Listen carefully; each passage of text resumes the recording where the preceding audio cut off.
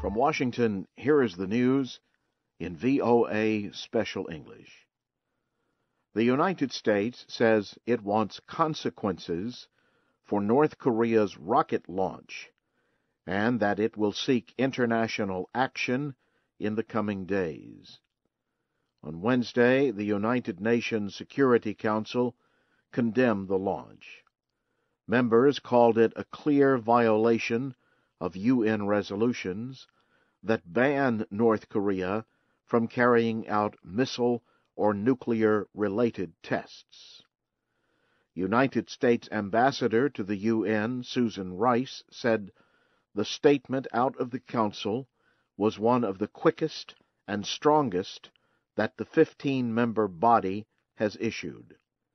She said the United States will be working with the international community toward action on North Korea. Ms. Rice also said North Korea's actions more than call into question its commitment to return to six-nation talks on its nuclear program. North Korea says it has launched a rocket which put a weather satellite into Earth's orbit. The launch represents a major step forward in North Korean efforts to develop a long-distance missile able of carrying a nuclear weapon. A group of more than 100 nations has recognized a new Syrian opposition coalition as the representative of the Syrian people. Delegates at the Friends of Syria meeting in Morocco Wednesday approved the newly reorganized opposition Syrian National Coalition. Those nations are also calling for Syrian President Bashar al-Assad to resign. The meeting Wednesday was aimed at agreeing on a method of political change if President al-Assad's government falls.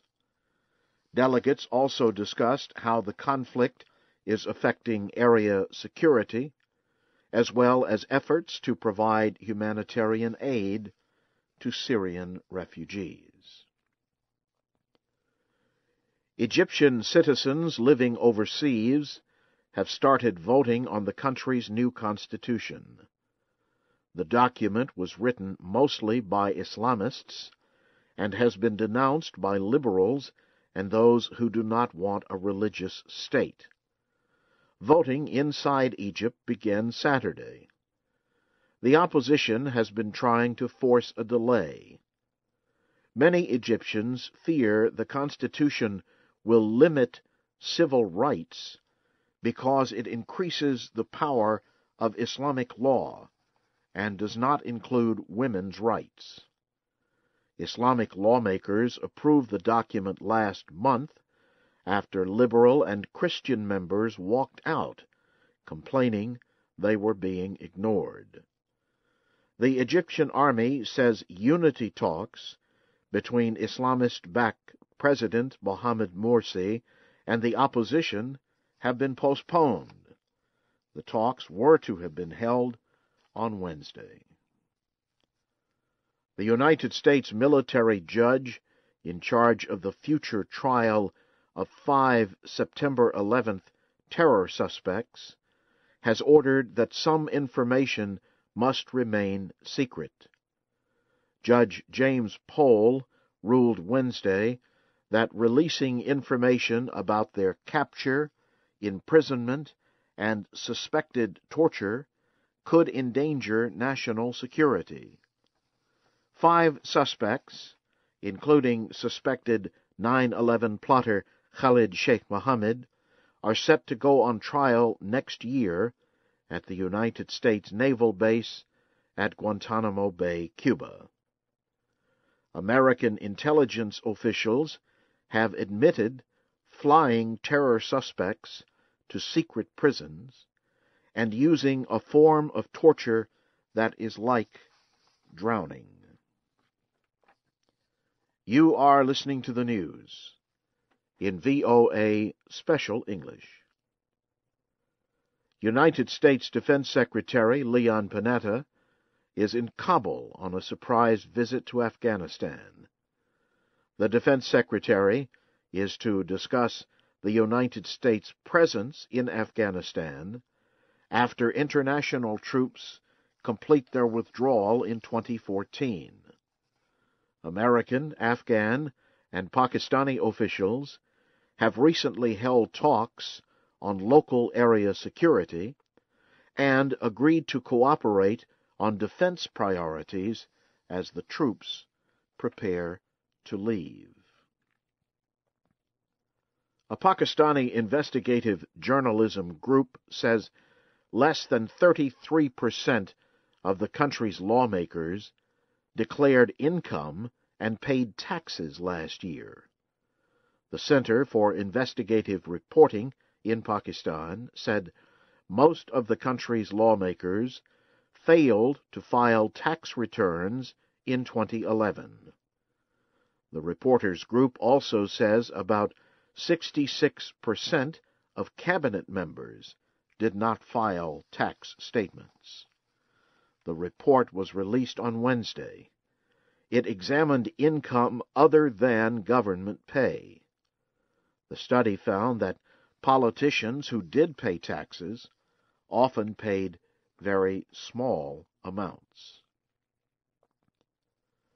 There is growing international criticism of the events around the sudden resignation of Malian Prime Minister Sheikh Modibo Diarra.